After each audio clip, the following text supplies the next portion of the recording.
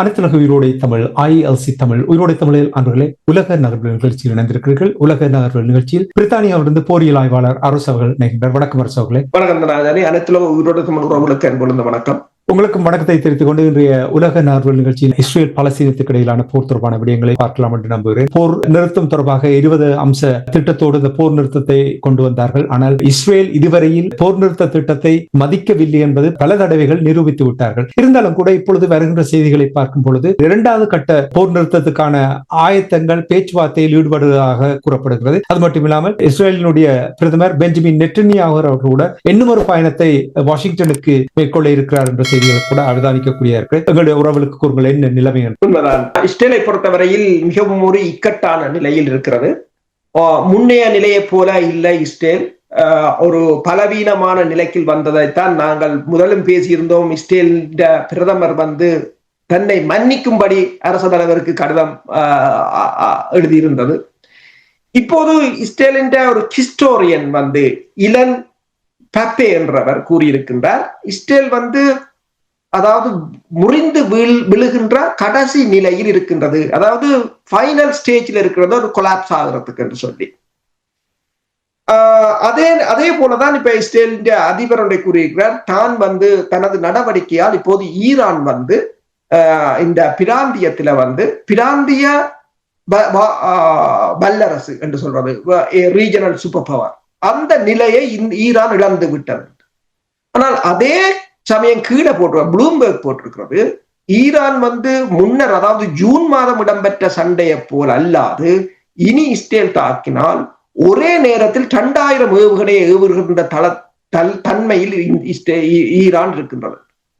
அப்படி பார்க்கும் போது பெஞ்சமின் நெத்தனியாகு தன்னை காப்பாற்றிக் கொள்வதற்காக சில கதைகளை சொல்கிறார் என்று தெரிகிறது. அதாவது தான் ஈரான் சூப்பர் பவரை முறியடித்து விட்டேன், அதாவது தன்னை மன்னிப்பு கேட்பதற்கு, தன்னை மன்னிப்பதற்கான ஒரு முயற்சியாகத்தான் பார்க்கப்படுது. இப்போது இரண்டாவது கட்டம், இப்ப முதலாவது கட்ட போர் நிறுத்தம் 20 அம்ச அமெரிக்கா அதிபர் 20 அம்ச திட்டத்துல முதலாவது phase 1 என்று சொல்றது அது நடைபெற்றது. இருந்தாலும் இஸ்ரேல் அதை மதிக்கவில்லை. கிட்டத்தட்ட 590 தடவை போர் நிறுத்தத்தை மீறி இருக்கிறது. 370 பேர் கொல்லப்பட்டிருக்கிறார். ஒட்டுமொத்தமாக இறந்தவர்கள் 70,000 பேர். இப்போ ஆனாலும் ஹமாஸ் பேசாமல் தான் இருக்கிறது. அப்ப ஹமாஸ் ஒன்றை கூறியிருக்கிறார்கள், இப்போது இரண்டாவது கட்டம் என்பது மிகவும் ஒரு சிக்கலானது. அதாவது இன்டர்நேஷனல் ஸ்டெபிலைசேஷன் போர்சஸ் என்று சொல்கின்ற படையினரை தாங்கள் ஒருபோதும் பலஸ்தீனத்துக்குள் அனுமதிக்கப் போவதில்லை. வேணும் என்று சொன்னால் அமெரிக்க படையினர் எல்லைகளுக்கு அப்பால் நின்று கண்காணிக்கட்டும். மற்றது ஆயுதங்கள் கொடுப்பது, மற்றது ஆயுதங்களை கைவிடுவது என்பதெல்லாம் இப்போதைக்கு பேச முடியாது என்று சொன்னால் இஸ்ரேலை நம்ப முடியாது. தங்களின் பாதுகாப்புக்கு ஆயுதங்கள் தேவை என்றுதான் கூறியிருக்கிறார்கள். அதே சமயம் பெஞ்சமின் நெத்தனியாவும் அடுத்த கட்ட போர் அடுத்த கட்டத்தை எவ்வாறு நகர்த்துவது என்பது தொடர்பாக கதைப்பதற்கு 29 டிசம்பர் அமெரிக்காவு வெள்ளை மாளிகைக்கு செல்ல உள்ளதாகவும் கூறப்படுகிறது. இதே சமயம் நீங்க பாத்தீங்கன்னு சொன்னால் இப்ப பலஸ்தீனத்துல ஒரு இஸ்ரேல் ஒரு இயக்கத்தை, ஒரு மாற்றுக்குழு ஒன்றை உருவாக்கி வைத்திருந்தது. அந்த மாற்றுக்குழு ஹமாஸுக்கு எதிராக மக்களை திரட்டுவதும் தாக்குதல்களை செய்வதும் என்று. ஆனால் அவர்கள் கடைப்பிடித்த வழி என்னென்று சொன்னால், இப்ப முஸ்லிம்களுக்குள்ளும் இருக்கின்ற அந்த சாதிகளில் தாங்கள் தாழ்த்தப்பட்ட சாதியை அவர்கள் ஓரங்கட்டுவதாகவும் அதை மேல்நிலைப்படுத்துவதாகவும் முன்னுக்கு கொண்டு வந்துதான் அவர் அதை மேற்கொண்டார். ஆனால் அவர் மீது ஏற்கனவே குற்றச்சாட்டு என்னென்றால், அவர் ஏற்கனவே போதைப் பொருட்களை கடத்தி ஜெயிலில் இருந்தவர்களை இஸ்ரேல் தான் மறைமுகமாக ஒரு இயக்கத்தை ஆரம்பித்திருந்தது. ஆனால் அவர் இந்த வாரம் கொல்லப்பட்டிருக்கிறார். அந்த மாற்றுக்குழு இயக்கத்தின் தலைவரை கொண்டிருக்கிறார்கள். அதை இஸ்ரேலும் உறுதிப்படுத்தி இருக்கின்றது. அப்ப எல்லோரும் போடும் போது இப்ப அல் ஜசீரா கூட இஸ்ரேலினால் உருவாக்கப்பட்ட துணை ராணுவ குழுவின் தலைவர் கொல்லப்பட்டிருக்கிறார். அப்ப அங்கு ஒரு இலைமறைகாயாக போர் நடந்து கொள்வது, லோவ இன்டென்சிட்டி என்று சொல்றது, லோ இன்டென்சிட்டியில போர் நடந்து கொண்டிருக்கிறது போலதான் தெரிகின்றது. ஆனால் இருதரப்பும் போரை பெரிய அளவில் முன்னெடுக்க முடியாத ஒரு நிலையில் இருக்கிறார். டொனால்ட் ட்ரம்ப் அவர்கள் சொன்னார், தான் பதவிக்கு வந்தவுடன் கிட்டத்தட்ட 8-9 போர்களை உடனடியாக நான் நிறுத்திவிட்டேன். அதில் முதலாவதாக அவர் கூறியது இஸ்ரேல் பலஸ்தீனத்துக்கான போர். ஆனால் அது இன்னும் ஒரு சரியான நிலைமைக்கு வரவில்லை. இன்னும் ஒன்று கூறினார், என்ன தெரியுமா? கம்போடியாவுக்கும் தாய்லாந்துக்கும் இடையிலான போரை நிறுத்திவிட்டேன் சொன்னார். நிறுத்திவிட்டாரா அல்லது மீண்டும் அந்த போர் ஆரம்பித்திருக்கிறதா? என்ன இல்லை, 50 நாள் தான். இப்ப 50 நாள் தான் அந்த தாக்கு பிடிச்சது. இப்போது அங்கு மிகப்பெரிய ஒரு போர் ஆரம்பித்திருக்கின்றது. பல ஆயிரம் மக்கள் 2 பக்கத்திலும் இருந்து இடம்பெயர்ந்திருக்கிறார்கள். முதல் நாள் சண்டையிலே கிட்டத்தட்ட 249 பள்ளிக்கூடங்கள் மூடப்பட்டிருக்கின்றது, கம்போடியா எல்லையிலும் தாய்லாந்து எல்லையிலும். தாய்லாந்து படையினர் கம்போடியாவுக்குள் ஊடுருவி இருப்பதாகவும் தாக்குதல்களை நடத்தியதாகவும் கூறப்படுகிறது. கம்போடியா தாய்லாந்து கூறுகிறது கம்போடியா தான் முதலில் தாக்குதலை நடத்தியது, கம்போடியா கூறுகிறது தாய்லாந்து தான் என்று சொல்லி அவர்களுக்கு இரு நாடுகளுக்கும் இடையில் கிட்டத்தட்ட 800 மைல்கள் தொடர்பு 800 கிலோமீட்டர் நீளமான எல்லைகள் இருக்கின்றது.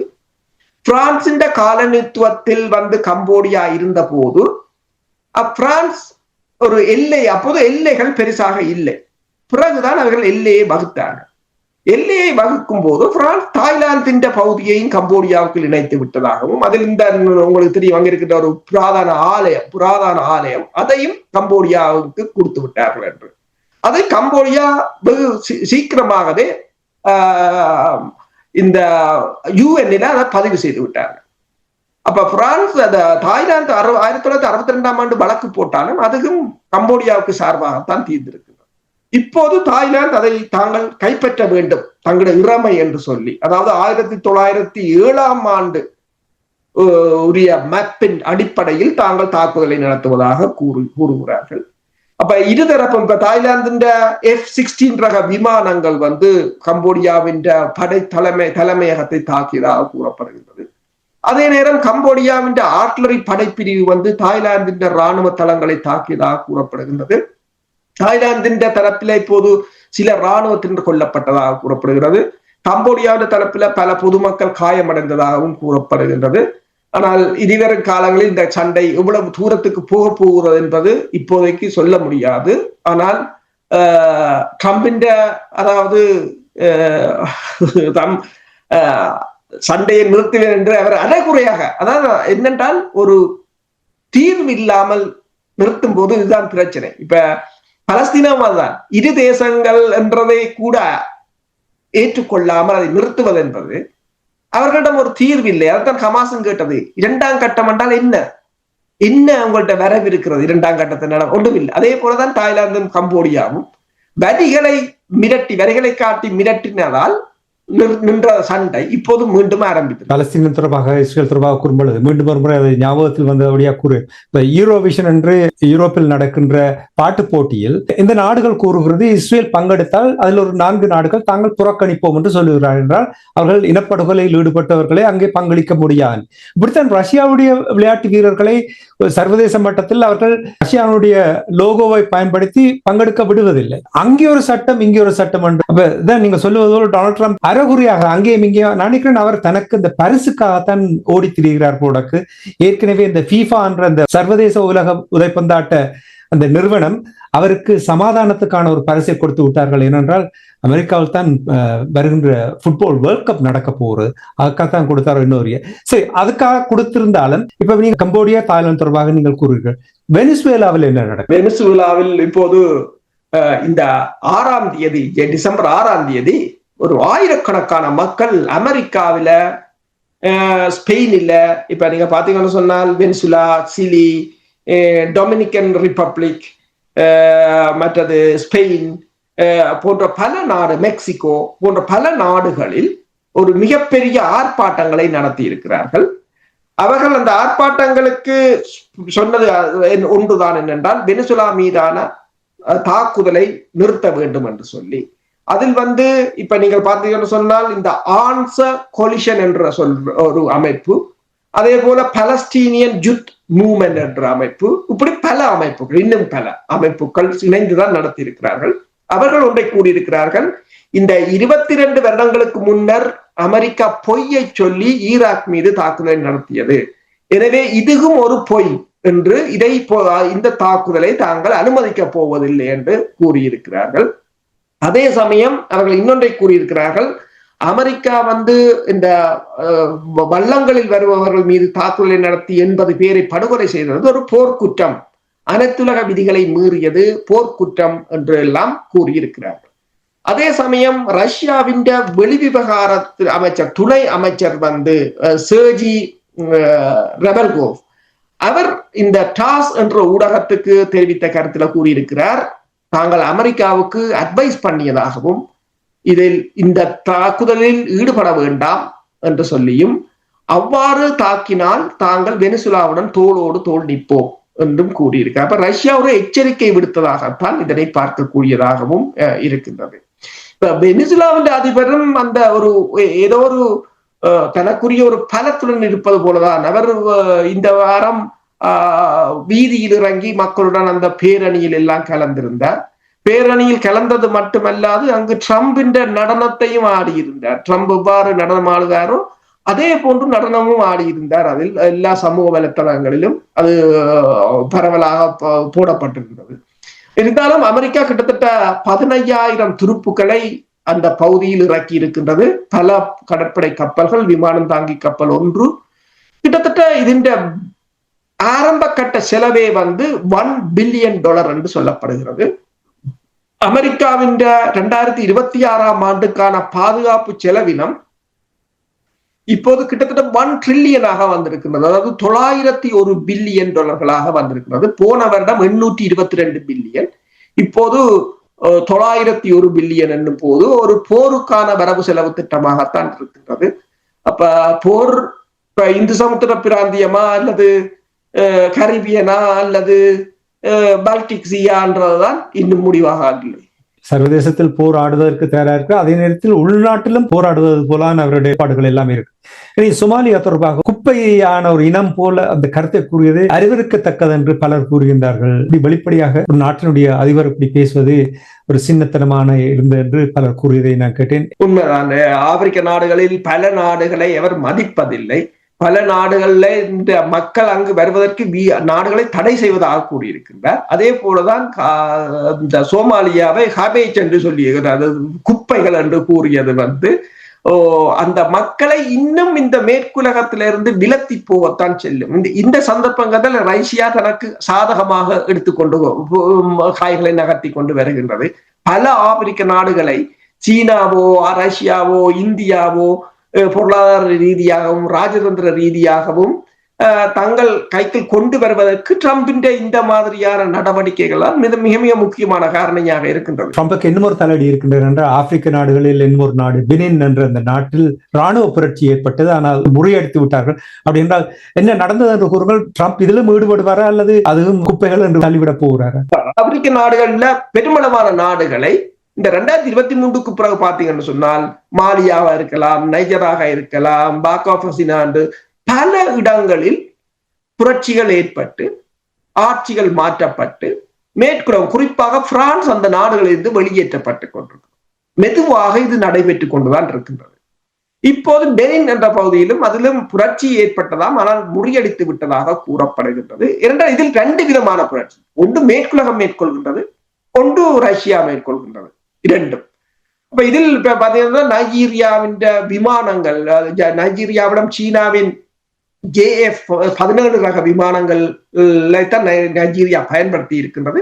அந்த விமானங்கள் அந்த பெனின் நாட்டுக்கு உதவுவதற்காக பறந்ததாக கூறப்படுகின்றது. முதலில் அவர்கள் தாங்கள் ஆட்சியை கைப்பற்றியதாக அறிவித்திருந்தார்கள். இருந்த போதும் அதன் பிற்பாடுதான் அவர்கள் அரச தலைவர் மாளிகை மீதெல்லாம் தாக்குதலை நடத்தியிருந்தார்கள். ஆனால் அந்த தாக்குதல் தோல்வியில் முடிவடைந்ததாக கூறப்படுகிறது. அதற்கு நான் நினைக்கிறேன் நைஜீரியாவும் பெனினுக்கு உதவி செய்திருப்பது போலதான் தெரிகின்றது. இப்போது பெனின் வான் பாதுகாப்பையும் வான் பரப்பையும் நைஜீரியாவின் JF-17 ரக தண்டபோல் விமானங்கள் தான் பாதுகாத்து வருவதாக கூறப்படுகிறது. ட்ரம்ப் அவருடைய நகர்வுகள் ஒரு பரபரப்பாகவும் ஒரு நாய் ஃபைஜில இருப்பது போல சொல்லுவார்கள் இல்லை, அப்படித்தான் இருக்கின்றது போல் இருக்கின்றது. நாங்கள் பொறுத்திருந்து பார்ப்போம். இன்னும் ஒரு சுருக்கமாக ஒரு விடயத்தை பார்க்கலாம் என்று நம்புகிறேன். ரஷ்யா யுக்ரைன் போர் தொடர்பான பிரச்சனைகளை நாங்கள் களத்தில் தாக்குதல்கள் நடந்தாலும் ஓரளவுக்கு வெளியில் பேச்சுவார்த்தை தொடர்பாக பேசப்படுகின்றது. நீங்கள் அப்பொழுது கூறினீர்கள் அமெரிக்காவுக்கும் ஐரோப்பிய நாடுகளுக்கும் இடையில் இழுபறி இருக்கின்ற என்று கூறினீர்கள். விளாடிமிர் ஜெலன்ஸ்கி அவர்கள் பிரித்தானியாவுக்கு வந்திருந்தார். அங்கே பிரான்சினுடைய அதிபர் இமானுவேல் மேக்ரான், ஜெர்மனியினுடைய சான்சலர் ஃபிரெட்ரிக் மெர்ஸ் அவர்களும் கூட அங்கே வந்திருந்தார்கள். இது தொடர்பாக சுருக்கமாக. உண்மைதான், உக்ரைன் போர் நிறுத்தம் மிகப்பெரிய ஒரு இழுபறியில் இருக்கின்றது. அமெரிக்க அதிபர் சொல்லியிருக்கின்றார் தான் கொடுத்த போர் நிறுத்த, அதாவது 27 அம்ச திட்டம் நினைக்கிறேன், அந்த திட்டத்தை கூட அவர் திருப்பி பார்க்கவில்லை, இன்னும் வாசிக்கவில்லை, தனக்கு அது பெரிய ஃப்ரஸ்ட்ரேஷனாக இருக்கிறது என்று அவர் பேசியிருக்கின்றார். அதற்குரிய காரணம் என்னென்று சொன்னால் ஐரோப்பா அதற்கு எதிராக நிற்கின்றது, அமெரிக்கா அதற்கு ஆதரவாக நிற்கிறது. இந்த நிலையில் தான் இப்போது எலோன் மஸ்க் சொல்லியிருக்கிறார் ஐரோப்பாவை கலைக்க வேண்டும் என்று. ஐரோப்பாவை இனிமேல் ஐரோப்பாவாக இருக்கக்கூடாது என்ற மாதிரி. ஏனென்றால் எலோன் மஸ்கின் எக்ஸ் தளத்தின் மீது $120 மில்லியன் தண்டத்தை செய்துவிட்டார்கள் ஐரோப்பிய ஒன்றிய மன்றம். அப்ப இந்த நிலையில் இப்போது E3 என்றது எக்கனாமிக் குரூப் 3 என்று சொல்றது ஜெர்மன், பிரான்ஸ், யூகே. இப்ப யூகேக்கு வந்திருக்கிறார். வந்து இப்போது அவர்கள் பேசுவது என்னென்று சொன்னால், இப்ப ரஷ்யாவின் கண்டிஷன்கள், இப்ப ரஷ்யாவின் கண்டிஷன் என்று சொன்னால் கிரைமியாவை அங்கீகரிக்க வேண்டும், கிழக்கு பக்கத்தில் இருக்கின்ற ரஷ்யா கைப்பற்றிய இடங்கள் பிரச்சனை இல்லை, கைப்பற்றாத மிச்சம் இருக்கிற இடத்திலிருந்து உக்ரைன் ஆர்மி வெளியேற வேண்டும், உக்ரைன் நேட்டோட சேரக்கூடாது, ஒபிஷியல் லாங்குவேஜாக ரஷ்யா மொழி முன்னர் இருந்தது போல கொண்டு வரப்பட வேண்டும், ஓர்த்தோடாக்ஸ் சர்ச்சை அங்கீகரிக்க வேண்டும், அதன் மதகுருக்களை எல்லாம் கைது செய்த நீங்கள் அவர்களை விடுவிக்க வேண்டும். அடுத்தது உக்ரைன் ராணுவம் 6 லட்சமாகத்தான் இருக்கலாம், மேலதிகமாக ராணுவத்தை சேர்க்க முடியாது. இந்த நிபந்தனைகளை என்ன செய்வது என்றுதான் இப்ப மிகப்பெரிய ஒரு இழுபறியாக இருக்கின்றது. இந்த நிபந்தனைகளை ஏற்றுக்கொண்டால் ஐரோப்பா தங்களுக்கு செக்யூரிட்டி கேரண்டி தருமா என்றது கேள்வி. ஆனால் ரஷ்யா கூறிவிட்டது யாரும் அங்கு களத்தில் இறங்க முடியாது என்று. அதாவது செக்யூரிட்டி கேரண்டி என்ற தாங்கள் உங்களுக்கு உத்தரவாதம் தருகிறோம், நாங்கள் தாக்க போறதில்லை, ஆனால் நீங்கள் அங்கு பாதுகாப்பு கொடுக்கிறோம் என்று இறங்க முடியாது என்று கூறியிருக்கிறார்கள். ஜெலன்ஸ்கியை பொறுத்தவரையில் அவருக்கு இதை ஏற்றுக்கொண்டிருப்பார், ஆனால் ஐரோப்பா இதை விடுவதில்லை. அப்ப அமெரிக்காவுக்கும் ஐரோப்பாவுக்கும் இடையிலான இழுபறிக்குள் நடுவில் சிக்கியவராக அவர் இருக்கிறார். இப்ப இந்த நிலையில் தான் ஸ்பெயினில் இருந்து வருகின்ற ஒரு பத்திரிகை ஒன்றை கூறியிருக்கின்றது. ஒன்றில் இவர் விரைவாக இந்த போர் நிறுத்தத்தை ஏற்றுக்கொள்ள வேண்டும், இல்லை என்று சொன்னால் அமெரிக்கா அங்கு ஒரு ராணுவ புரட்சியை ஏற்படுத்த போகிறது என்றால் செலன்ஸ்கியை தூக்கி போட்டு வேறு யார்களை போட போகிறார்கள், அதுதான் விரைவாக நடக்க போகிறது போல் தெரிகிறது என்ற ஒரு நிலையாக இருக்கின்றது. நீங்கள் பார்க்கலாம், 3-4 வருடங்களுக்கு முதல் செலன்ஸ்கி ஒரு ராஜாவாக சுத்தி கொண்டிருந்தார். இந்த 3 வருஷத்துக்கு இப்போது பிச்சைக்காரனை விட ஓடிக்கொண்டிருக்கிறார் ஒவ்வொரு நாடாக. அவர் என்னென்றால் அவர் அடுத்த எதிர்காலம் என்னென்று தெரியாத ஒரு நிலையாக அவற்றை நிலை மாறி இருக்கின்றது. இதுதான் இந்த களமுனையில் நகர்த்துகின்ற காய்கள் என்று சொல்றது. அதாவது சதுரங்க ஆட்டம் என்றது வடிவா கேர்ஃபுல்லாக காய் நகர்த்தினால் ரஷ்யா பலவீனமாக இருந்த அமெரிக்காவின் பலத்துடன் ஒப்பிடும் போது 800 பில்லியன் அவன் பாதுகாப்பு செலவினம், ரஷ்யா 60 பில்லியன், இவ்வளவு மடங்கு. ஆனால் அந்த சாதுரியமும் எப்படி எங்கே கொண்டு போக வேண்டும், பொறுமை. இப்ப அமெரிக்கா ரஷ்யாவின் கடற்படை கொடிக்கப்பலை தாக்கினாலும் அவங்க பேசாமத்தான் இருந்தார் என்ற சந்தர்ப்பம் வரும் வரை காத்திருந்தார். ரஷ்யாவிடம் அணு ஆயுத பலம் இருப்பதுதான் இவர்கள் முழு தாக்குதலை நடத்தாமல் தயங்கிக் கொண்டிருப்பதற்கு முக்கிய காரணம் என்று நம்புறீங்களா? உண்மைதான். அணு ஆயுதம் இல்லைன்னா ரஷ்யா துளைச்சி அந்த அணு ஆயுதம் மற்றது அதுவும் அதிக அளவில் வைத்திருக்கிறார்கள். மற்றது மேற்குலகத்தின் அத்தனை ஏவுகணைகளுக்கும் விமானங்களுக்கும் எதிர்ப்பு ஏவுகணைகளை அவர்கள் ஏற்கனவே தயாரித்து வைத்திருந்தார்கள். அப்ப அந்த ஒன்று, அதாவது புட்டின் 2007ஆம் ஆண்டு பேசும்போது முனிச்சில பேசும்போது அவர் பேசியது இந்த நேட்டோவின் விரிவாக்கம் தொடர்பாக பேசியதை இப்போது அமெரிக்கான புலனாய்வுத்துறை மீண்டும் போட்டு கேட்கிறதாக நேற்று ஒரு சமூக வலைத்தளத்துல எக்ஸ் தளத்துல பதிவிட்டிருந்தார்கள். அப்போதே அவர் இது தொடர்பாகத்தான் பேசியிருந்தார். நேட்டோ நிறுத்த வேண்டும், இந்த விரிவாக்கத்தை நிறுத்த வேண்டும் என்றதை 2007ஆம் ஆண்டு சொன்னார். அவருக்கு தெரியும் இவர்கள் நிறுத்த மாட்டார்கள் என்று. நான் நினைக்கிறேன் 2007ஆம் ஆண்டிலிருந்து அவர்கள் தயாராகிவிட்டார். அப்பப்பா என்ன நடக்கின்றது தெரிய, இந்த உலகம் சுத்தி கொண்டிருக்கின்ற நேரத்தில் இவர்களுடைய சதிராட்டம் அதை நாங்கள் தொடர்ச்சியாக பார்க்கக்கூடியதா இருக்கின்ற இந்த நிலைமைகள் எப்பொழுது ஓரளவுக்கு என ஒரு சீரான மாற்றம் எப்பொழுது ஏற்படுமோ எனக்கு தெரியவில்லை. ஆனால் ஒன்று மட்டும் தெரிகின்றது, 2025 முடிவுக்கு வரப்போகின்றது, 2026 காலடித்து வைக்கப் போகின்றோம் என்னும் 2-3 வாரங்களில். ஆனால் நிலைமை 2025 நிறைய அழிவுகளையும் நிறைய உயிர் சேதங்களையும் பார்த்திருக்கின்றோம். இயற்கையாகவும் சரி, போர்னாலும், யுக்ரைன், ரஷ்யா, இஸ்ரேல், பாலஸ்தீன் போர் இது பாரிய தாக்கத்தை ஏற்படுத்தி இருக்கின்றது. எனவே அந்த மாற்றம் வரும் என்ற அந்த நம்பிக்கையோடு நாங்கள் இன்று இந்த நிகழ்ச்சியை தொடர்ந்து கொண்டு வந்து மீண்டும் இன்னொரு உலக நார்வல் நிகழ்ச்சியில் இருந்திருப்போம். அதுவரைக்கும் நன்றி, வணக்கம் அரசு. நன்றி, வணக்கம்.